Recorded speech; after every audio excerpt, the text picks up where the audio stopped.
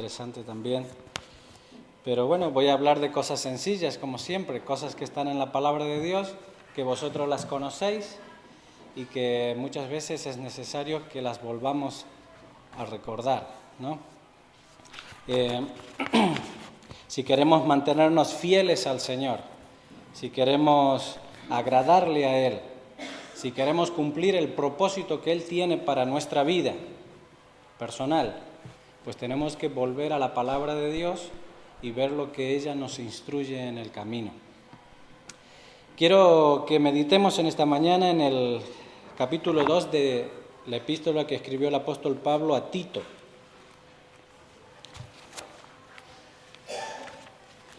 Para que recordemos cuál es el propósito por el cual hemos sido salvos.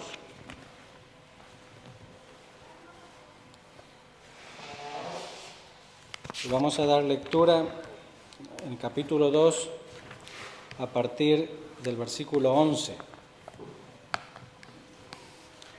Tito, capítulo 2, versículo 11, dice así: porque la gracia de Dios se ha manifestado para salvación a todos los hombres, enseñándonos que, renunciando a la impiedad y a los deseos mundanos, vivamos en este siglo sobria, justa y piadosamente, aguardando la esperanza bienaventurada y la manifestación gloriosa de nuestro gran Dios y Salvador Jesucristo, quien se dio a sí mismo por nosotros para redimirnos de toda iniquidad y purificar para sí un pueblo propio, celoso de buenas obras. Vamos a leer un versículo más en la epístola a los tesalonicenses, primera epístola a los tesalonicenses.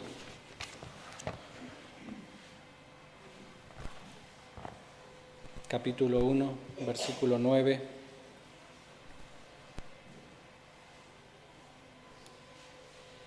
Dice así: porque ellos mismos cuentan de nosotros la manera que nos recibisteis y cómo os convertisteis de los ídolos a Dios, para servir al Dios vivo y verdadero, y esperar de los cielos a su Hijo, al cual resucitó de los muertos, a Jesús, quien nos libra de la ira venidera. Estos pasajes están relacionados porque ambos describen lo que nosotros llamamos una conversión. Y la conversión no se refiere en pasar de católico a evangélico. Eso no es conversión. O pasar de un partido político a otro, parecería, ¿no? Es el convertirnos a Jesucristo. Es la de pasar de muerte a vida. De estar sin Cristo a tener a Cristo. De no tener esperanza a tener nuestra esperanza puesta en Dios. Eso es la conversión. Pero eso va mucho más allá. Y aquí habla en Tesalonicenses claramente, ¿no? Dice, de los ídolos os convertisteis de los ídolos a Dios. Ahí está el cambio. Con el propósito de servir al Dios vivo y verdadero y esperar de los cielos a Jesucristo. Y ese mismo orden aparece también aquí en nuestro pasaje en Tito, cuando dice que la gracia de Dios se ha manifestado y habla de, en primer lugar, de renunciar a la impiedad y a los deseos mundanos y vivir en este siglo. Esa es la segunda parte, servir al Dios vivo y verdadero. Aquí habla de vivir en este siglo sobria, justa y piadosamente, y va a agregar lo mismo, aguardando la esperanza. ¿Lo vemos así? Pues bien, esto nos recuerda de que hay algo importante en nuestra conducta delante de Dios. Es decir, la salvación no es solamente que Él nos perdone, o sea, que recibamos un indulto por lo que nos ha hecho, que nos libremos de condenación y allí está todo. Es como decir, como algunos en la actualidad quieren robar a más no poder, pero que de alguna forma no vayan a la cárcel, pero ese deseo de no ir a la cárcel no es porque están arrepentidos de haber hecho algo indebido, sino porque quieren librarse de la pena, de las consecuencias negativas de lo que han hecho, pero seguir continuando con la misma vida que llevaban antes. Es decir, que nuestra conducta no tenga consecuencias. Y eso no es el Evangelio, eso no es la conversión. Pero además esto habla de la esperanza, y habla de la esperanza que tenemos en Cristo. La salvación tiene que ver no solamente con el tiempo presente, que aquí sí evidentemente eso tiene que ver con nuestra conducta, sino tiene que ver con el futuro, con lo porvenir. Pero no estoy hablando del futuro inmediato, sino aquel futuro que va a iniciarse cuando Jesucristo vuelva. Aquí va a hacer diferencia entre este siglo con el siglo venidero. En otros pasajes se refiere a cuando Cristo se manifieste por segunda vez. El tiempo presente, la era presente, en relación al tiempo venidero, a la era venidera, al siglo venidero.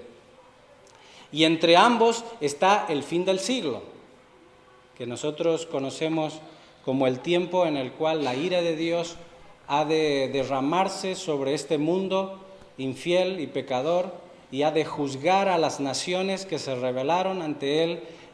Cristo instaurará un reino de paz y de justicia, cual no ha habido en la historia ni la volverá a haber jamás. Este es el Evangelio. Tiene una parte para el presente y tiene una perspectiva o una visión para la eternidad. Y es bueno que tengamos esto presente constantemente en nuestra vida, porque esto va a ser como una flecha o un faro, un objetivo o una diana que nos permite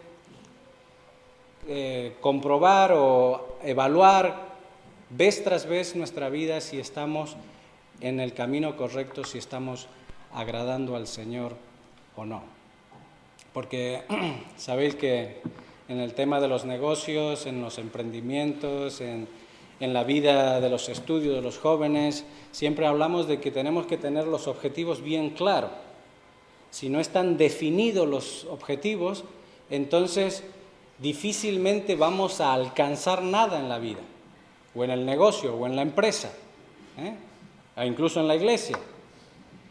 Es decir, si no habría porterías en un campo de fútbol, si no habría aros en baloncesto, no tendría sentido el juego, porque no vemos el objetivo. Si no hay una diana a qué dispararle, ¿a dónde apuntamos? A nada, al aire. Y ese es el resultado que obtenemos en nuestra vida. Pero nosotros queremos hacer tesoros en los cielos, ¿verdad? Queremos que Cristo se agrade de nosotros. Queremos recibir la alabanza de Dios. Queremos que diga, buen siervo y fiel. En lo poco has sido fiel, sobre mucho te pondré, ¿no? Eso queremos, ¿verdad? Por lo tanto, tenemos que ver en la palabra de Dios qué es lo que Él requiere de nosotros. Y para ello tenemos que ir a la base, al fundamento del Evangelio. El versículo 11 dice que la gracia de Dios se ha manifestado. Esto está en un tiempo un tiempo verbal en el cual hace referencia a la venida de Cristo. Porque no es la gracia normal, o sea, la gracia del cuidado de Dios sobre nosotros, sobre su pueblo o sobre las criaturas, ¿no? No es la gracia que se manifiesta día tras día, sino la gracia que se manifestó de manera puntual en el pasado, y eso es cuando Cristo vino a este mundo por primera vez. Esa es su primera manifestación y esa es la gracia de Dios en la persona de Jesucristo. Él es el don de Dios, el regalo de Dios. Su gracia ha sido dada a conocer, ha sido puesta o exhibida a todos los seres humanos cuando Cristo vino. Nadie quedó desapercibido de aquella venida. Y de alguna manera podemos decir claramente que esa venida tenía ese objetivo, de que llegara a todo ser humano para salvación. Por eso predicamos el Evangelio y no estamos de acuerdo con aquellos que piensan que el Evangelio es solamente una forma de pasar una red y recoger solo a los escogidos. No. El Evangelio está dado para todo ser humano porque el Evangelio es poder de Dios para salvación a todo aquel que cree. Y Jesucristo apareció para deshacer las obras del diablo y para traerse salvación y para acabar con el pecado e instaurar la justicia permanentemente. Ese es el plan de Dios y tenemos que creerlo firmemente, si no perdemos el objetivo. Ahora, el hecho de que Cristo haya venido y el cumplimiento de las promesas hechas a los profetas haya tenido lugar ya hace casi 2000 años en el pasado, eso es prueba y garantía de que las promesas que se hicieron acerca de Cristo en cuanto al futuro también se van a cumplir. Las promesas de Dios son fieles y verdaderas, son dignas de ser creídas, de ser recibidas por todos los hombres. Y nosotros tenemos que estar convencidos en nuestro corazón, ya que nos llamamos pueblo de Dios, de que esto es verdad. Nuestra vida debe proclamar esta verdad. Dice el versículo 12 que esta gracia de Dios nos instruye que el verbo ahí es habiendo renunciado a la impiedad y a los deseos mundanos, vivamos ahora en el tiempo presente, en el siglo, este siglo, sobria, justa y piadosamente. Y esto ahí habla de algo puntual. Si esto no ha sucedido en el momento en el cual tú consideras que Cristo ha sido tu Salvador, pues algo está fallando o algo no has entendido bien. Cuando Cristo dice, venid a mí, todos los que estáis trabajados y cargados, que yo os haré descansar, habla de renunciar a tu vida. En otro pasaje lo dice de forma más claramente, si uno no se niega a sí mismo y toma su cruz, pues en realidad no le está siguiendo. Pues ese es requisito indispensable para poder seguir a Jesucristo. Él dijo, aquel que quiera salvar su vida, la perderá, pero aquel que pierda su vida por causa de mí, éste la ganará. Así que habla de un momento en la vida en la cual uno decide seguir a Jesucristo. Su gracia se ha manifestado, la salvación es obra de Dios, pero Él no fuerza a nadie. Su amor para con nosotros es la motivación, es la atracción, es lo que nos mueve a tomar esta decisión, pero hay gente que no quiere aceptarla, porque aman más las tinieblas que la luz, porque no quieren dejar su vida atrás, porque quieren seguir de la misma manera que han venido viviendo hasta ahora, pero con la garantía de que Dios no les va a pedir cuenta después. Eso no es el Evangelio. El Evangelio, como les decía, habla de una renuncia a nuestra antigua manera de vivir. Evidentemente, luego de entregar y hacer este acto voluntario de entrega de nuestra vida al Señor Jesucristo, poner y depositar toda nuestra confianza y nuestra esperanza sola y únicamente en Jesucristo, vamos a seguir teniendo luchas, evidentemente, porque el mundo va a seguir queriendo atraer a nosotros. Tenemos una carne que aún no ha sido redimida. Sí, nuestro interior, pero nuestro cuerpo aún anhela y aún, dice el apóstol Pablo, gime esperando la adopción, la redención de nuestro cuerpo. Y eso va a suceder cuando Jesucristo vuelva a otra vez. Y entonces los que estemos vivos seremos revestidos de lo inmortal y aquellos que hayamos o hayan fallecido, pues serán levantados con cuerpos glorificados. El resultado será el mismo, ya sea que estemos muertos o vivos, dice el apóstol Pablo, parafraseando, en el tiempo presente lo que deseamos y procuramos y anhelamos fervientemente es serle agradable. El resultado va a ser el mismo. No importa si el Señor viene durante nuestra vida o no viene durante nuestra vida, nuestra actitud y nuestra pasión y nuestro deseo y nuestro anhelo debe ser el mismo. Tiene que haber el mismo entusiasmo.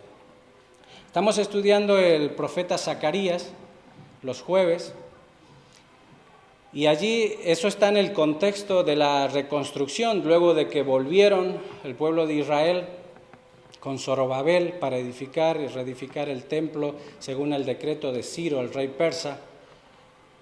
Y después que tuvieron los primeros problemas, cesaron la obra. 16 años estuvieron parados, sin volver a poner piedra en el templo en Jerusalén. Habían perdido de vista cuál era su propósito y su objetivo.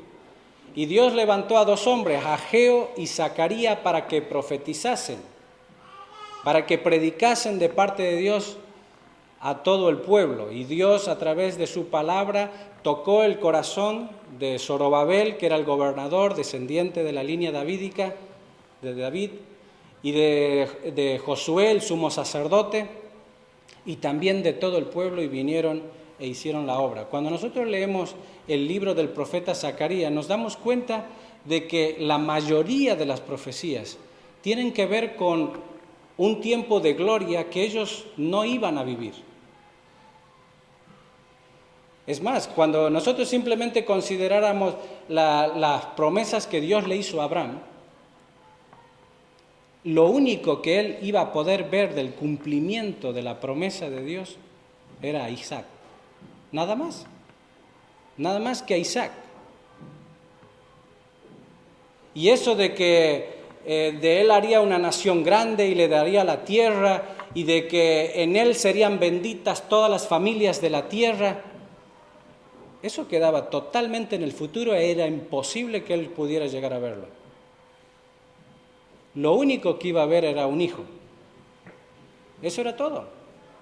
De la misma manera, cuando el profeta Zacarías habla de el renuevo, que es el Mesías mismo, y habla de su venida y cómo él va a llenar de gloria a Israel y al templo, y a un templo que el Mesías construirá. Eso estaba hablando de cosas que todavía iban a permanecer en el futuro, pero que tenían que ser la motivación por la cual ellos hacían lo que hacían en el presente. No estar llorando porque el templo anterior de Salomón fue mejor y que jamás ellos podrían construir un templo con tanta gloria. Eso no les debía preocupar en absoluto. Ellos tenían que estar gozosos y fervientes en cumplir la parte del plan que les correspondía a su tiempo y a su generación, y dejar las demás cosas a un lado, centrar el objetivo y saber que son y están dentro del plan de Dios y no fuera de él. Saber de que Dios está con ellos en aquello que es su voluntad. Y el profeta va a marcarles claramente: yo estoy con vosotros, yo me he vuelto a Jerusalén con misericordia. Y las profecías que se dan hablan de tiempos de gloria que Dios en su voluntad cumplirá, porque Él no es hombre para que miente. Y las promesas que Dios hizo a Israel se van a cumplir, porque es palabra de Dios. Y en eso, a nosotros nos corresponde tener la misma actitud. En vez de estar, en cuanto a las profecías, especulando acerca de que si ahora con el tema de Rusia y Ucrania se forma la Tercera Guerra Mundial y aquí se acaba todo y ya viene el Señor, o tener otra actitud, como decir, bueno, ya que Israel se tiene que convertir antes que venga Cristo, pues entonces habrá que ir a predicarle a los judíos, ¿no?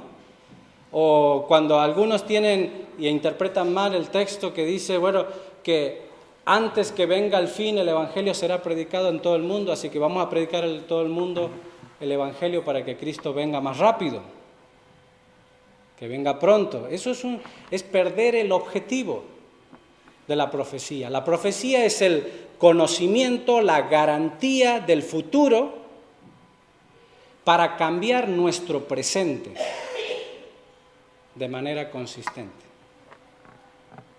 Y tenemos aquí en este pasaje estos dos aspectos de la salvación. Mirad, si queremos describir un poco la impiedad, que es la falta de temor de Dios. Y vamos a ver a aquellas cosas de las cuales tenemos que renunciar al venir a Jesucristo. Vamos a leer el Salmo 36.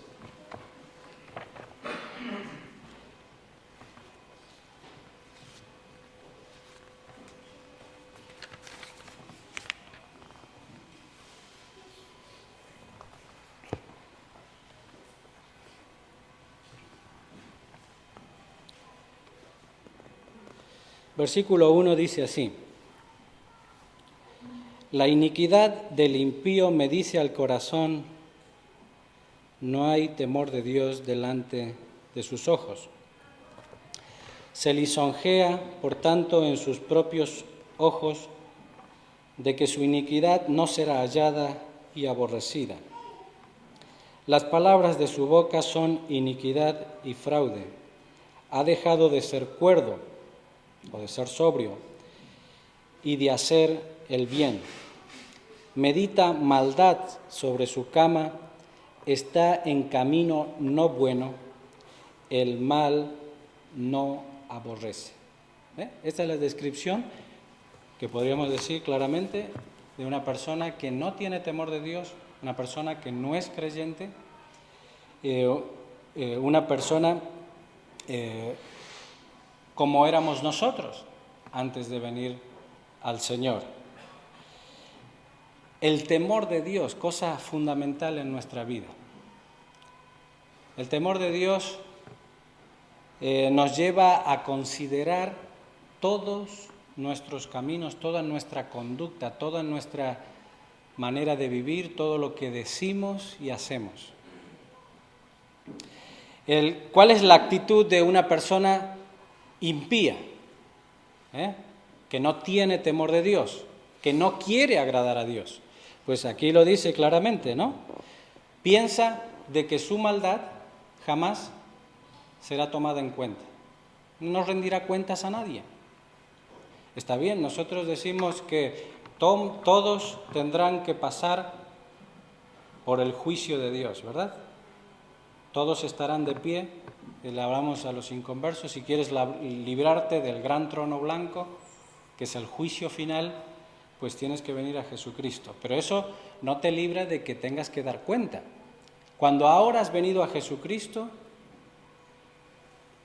ya no hay ninguna condenación, como dice Romanos, para los que están en Cristo Jesús. Aclarado, ¿verdad? Pero cuando vamos a 2 de Corintios y vemos la actitud del apóstol Pablo, él dice que quiere ser y procura ser agradable al Señor. ¿Por qué? Porque todos compareceremos delante del tribunal de Cristo para que seamos juzgados según lo que hayamos hecho mientras estábamos en el cuerpo, o sea, en la vida, sea bueno o sea malo. O sea que vamos a dar cuentas al Señor de lo que va a ser, lo que es nuestra experiencia en este mundo, mientras estamos en el cuerpo. Y así se entiende por qué dice el apóstol Pablo: os ruego por la misericordia de Dios que presentéis vuestro cuerpo en sacrificio vivo, santo, agradable a Dios. Porque lo que quiere es que rindamos a Dios nuestra vida presente, porque es lo que tenemos delante y tenemos en la mano. Es nuestra vida actual, lo que vivimos en este cuerpo. lo que tenemos que presentar al Señor como nuestra ofrenda lógica, racional, voluntaria, correspondiente a su gran misericordia. Y dice aquí el apóstol Pablo que renunciando no solo a la impiedad, sino también a los deseos mundanos. La palabra deseos es la palabra que en Santiago se traduce por concupiscencia, Y la palabra en sí simplemente habla de la pasión que hay en nuestro interior, de esos fuertes deseos interiores, que puesto que vivimos con una naturaleza caída, esos deseos, en vez de ser buenos, son inclinados al mal. En el capítulo 3, versículo 3 de Tito, ahí donde estamos, un poquito más abajo, dice: porque nosotros también éramos en otro tiempo insensatos, rebeldes, extraviados, esclavos de, ahí está la palabra, la misma, esclavos de deseos o de concupiscencias y deleites diversos, viviendo en malicia y envidia, aborrecibles y aborreciéndonos unos a otros. Así que esa era nuestra antigua manera de vivir, una manera egoísta de vivir. Que hago lo que me apetece, lo que me sale de dentro. Y lo que te sale de dentro no es buena cosa la mayoría de las veces.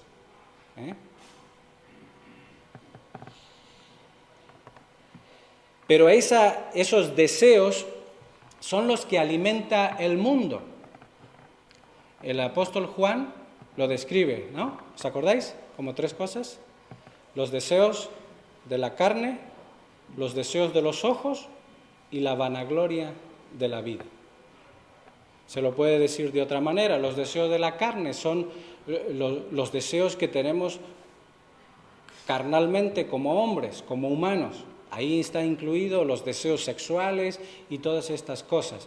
Incluso el deseo de comer, que muchas veces puede ser malo, porque son deseos que tenemos que el pecado los corrompe completamente.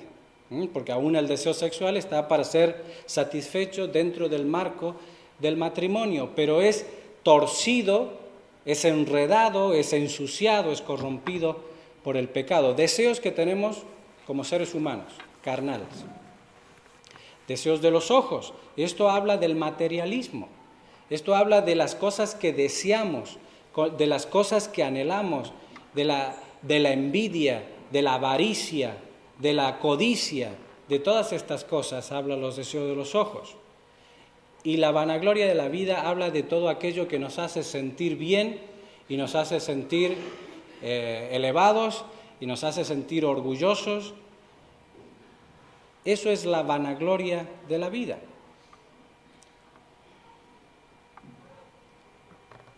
Estas cosas, dices, provienen del mundo, pero no de Dios.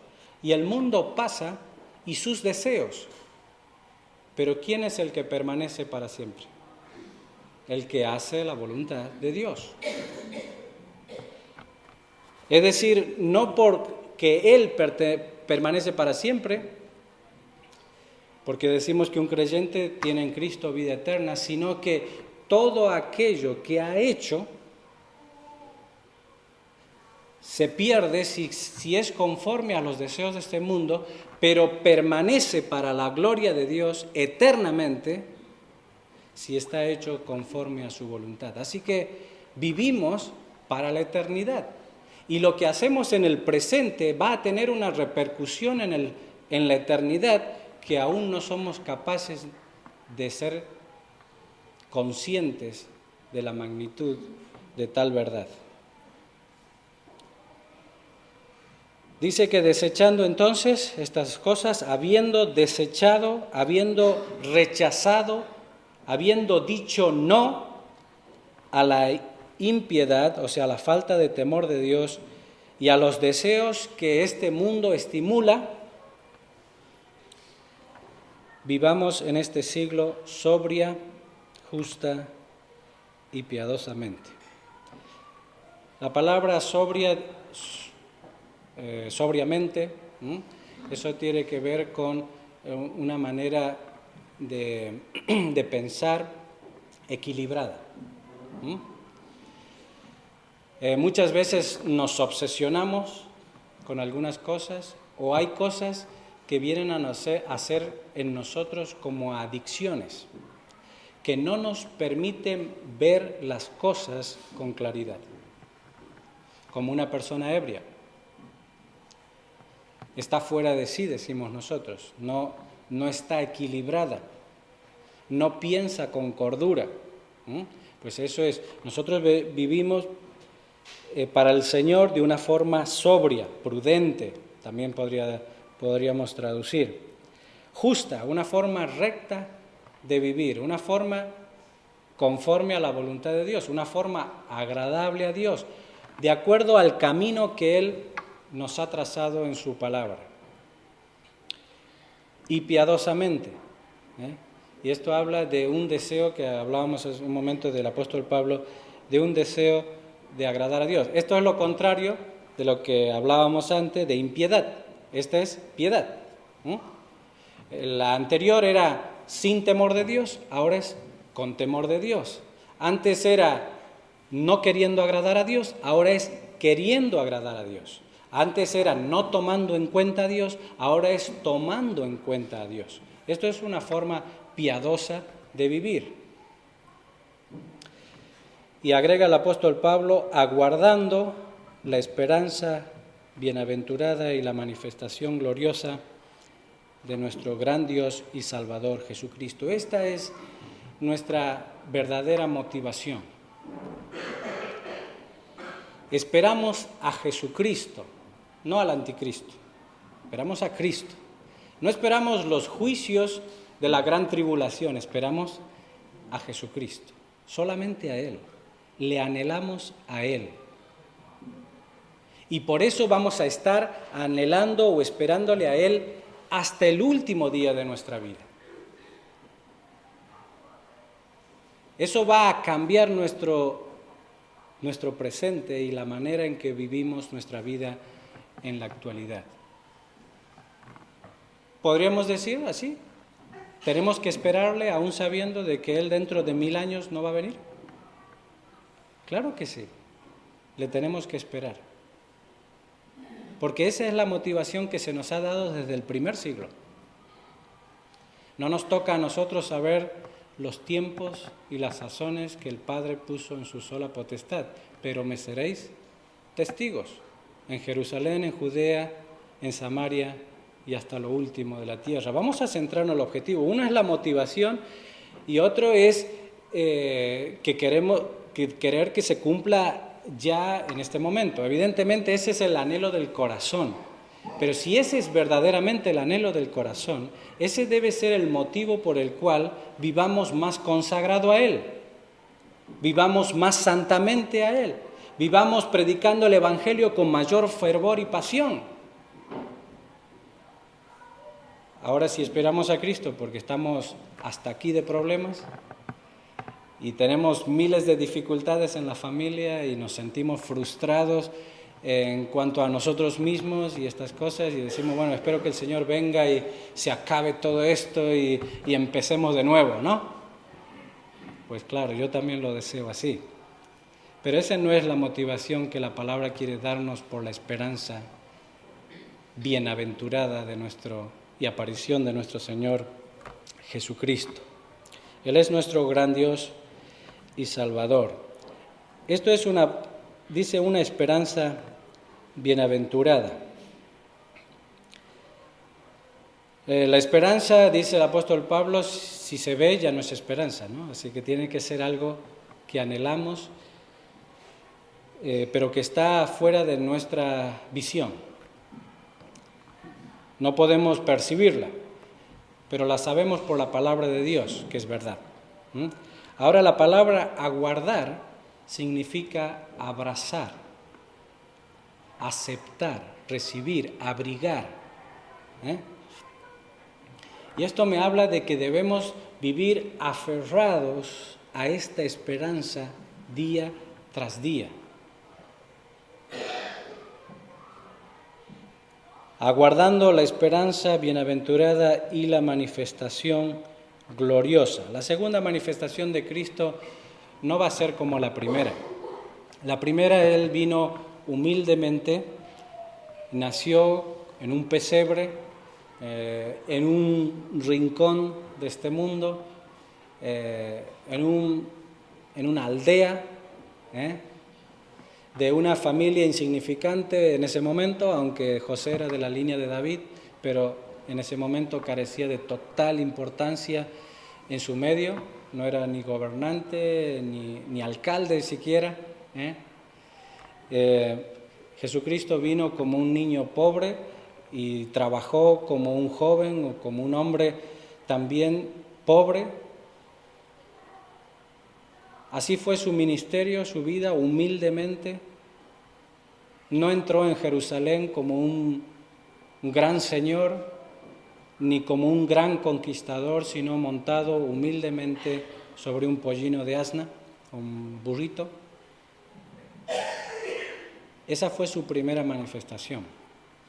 Él cargó con humildad de siervo nuestros pecados, nuestra culpa, se ofreció a sí mismo en rescate por todos nosotros.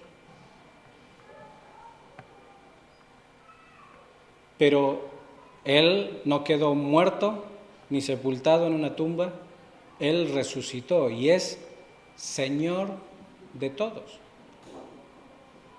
Dice que ha sido exaltado hasta lo sumo. Dice que ha sido puesto por cabeza de principados, potestades, gobernadores, todos. En el mundo espiritual, en el mundo de los ángeles, en el mundo que no podemos ver, y en el siglo presente también, en los reinos de este mundo, Él ha sido puesto por cabeza. Dice, no solo de este siglo, sino del venidero. Jesucristo es la máxima autoridad. Así como fue humillado, o se humilló a sí mismo hasta lo sumo, fue exaltado hasta lo sumo.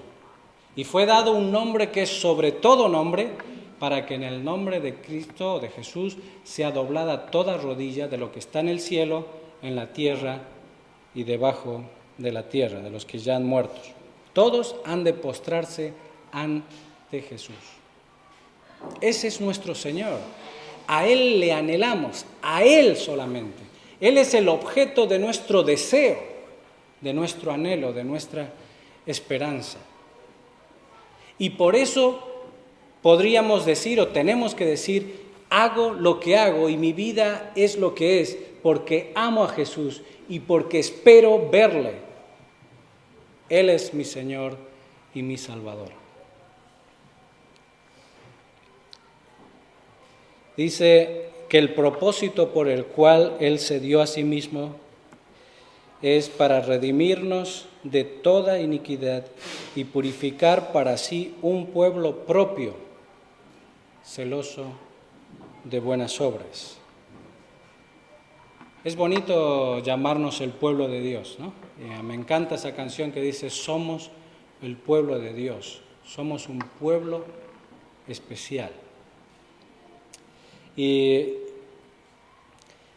es una verdad inmensa, pero eso acarrea cierta responsabilidad. No te sientas inferior porque este mundo te considera algo vulgar o que te considera un perdedor. No te frustres porque no puedes alcanzar que tu empresa funcione de mil maravillas y tengas completa tranquilidad económica o tu salud esté de maravilla. No te frustres. Sigues siendo pueblo de Dios. Y como pueblo de Dios eres un pueblo especialmente llamado. Es decir, Dios tiene un propósito para tu vida y para la mía. Y no tienes que perder el objetivo. No tengo que perder el objetivo. Cuando aquí habla de celoso de buenas obras, utiliza la palabra celote para celoso. Simón el Celote, ¿os acordáis? Uno de los discípulos, decíamos un revolucionario allí que estaba en contra de Roma y de casi terrorista, podríamos decir, ¿no? Y él se convirtió a Cristo y pasó de ser un celoso de la nación judía a un celoso por el Señor Jesucristo. Y aquí habla de buenas obras. Cuando habla de buenas obras no se refiere a obras de caridad, sencillamente. Habla de buena conducta, de buenas acciones, de ser buenas personas, de ser personas que bendicen, que hacen bien a los demás. Y eso debería llevarnos a meditar en nuestra vida personal. A mí me da mucha pena cuando a veces nos comportamos peor que los que están fuera. Nos tratamos peor que muchos de ellos. No somos amigables. Somos, como dice aquí, aborrecibles y aborreciéndonos unos a otros. ¿Somos pueblo de Dios?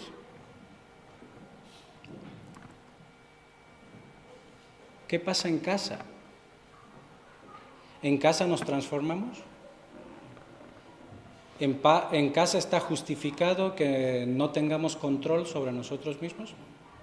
Pues ahí soy libre para ser quien verdaderamente soy. Pues te digo, hay que reprimir el que verdaderamente somos para que Cristo se manifieste en nosotros. Debemos crecer. Hay una canción que cantamos cuando era joven, bueno, soy joven, ¿no? Estoy al límite, parece, cuando era chavalito, que decía, poco a poco puedo ver cambios bellos en mi ser. Cristo me cambia a mí. Ya que yo conozco al Salvador, estoy creciendo en su gracia y amor. Cristo me cambia a mí. Ese debe ser el sentir, la actitud que debemos tener cada uno de nosotros. Hay personas que viven como si fuera que ya no necesitan o ya no pueden cambiar nada en su vida. Ya soy así, así siempre he sido. No.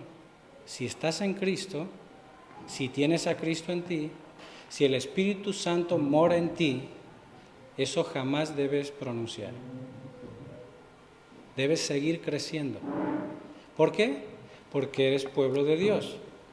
Porque esperas al Salvador, no como juez sobre ti, sino como tu Salvador. Ese es el doble aspecto de la segunda manifestación en gloria de Cristo, que vendrá para unos como Salvador y para otros como juez. Y yo estoy de este lado, de Cristo como Salvador, como gran Dios y Salvador. Así que ese es nuestro desafío hoy nuevamente, algo que día tras día se nos exhorta. Aquí incluso el apóstol Pablo le va a decir a Tito, en estas cosas quiero que insistas, reprende con firmeza y que nadie menosprecie. ¿Por qué? Porque nuestra rebeldía en el corazón nos lleva a querer tener excusas o justificarnos. Pero necesitamos que la palabra de Dios, si podemos decirlo así, nos machaque una y otra vez y que en mansedumbre aprendamos a vivir para la gloria de Dios. ¿Oramos? Señor, queremos darte gracias una vez más por la oportunidad de recordar estas verdades preciosas de tu palabra. Oh Señor, ayúdanos a tener presente día a día el propósito por el cual tú nos has salvado. Ayúdanos, Señor, a vivir el tiempo presente conforme a tu voluntad, para agradarte a ti en todo. Señor, ayúdanos a desechar todo aquello que no te agrada y que es un obstáculo, una carga que nos impide correr con libertad la carrera que has puesto por delante. Oh Señor, danos esta visión, la visión de tenerte a ti como la meta, el objetivo de todo lo que hacemos en este mundo. Anhelamos, Señor, que Cristo vuelva. Anhelamos verle a Él cara a cara. Y en este anhelo y deseo queremos que tu Espíritu nos ayude a ser transformados, cambiados en aquella persona que tú quieres formar en nosotros. A ti sea la gloria y la honra en el nombre de Cristo Jesús. Amén.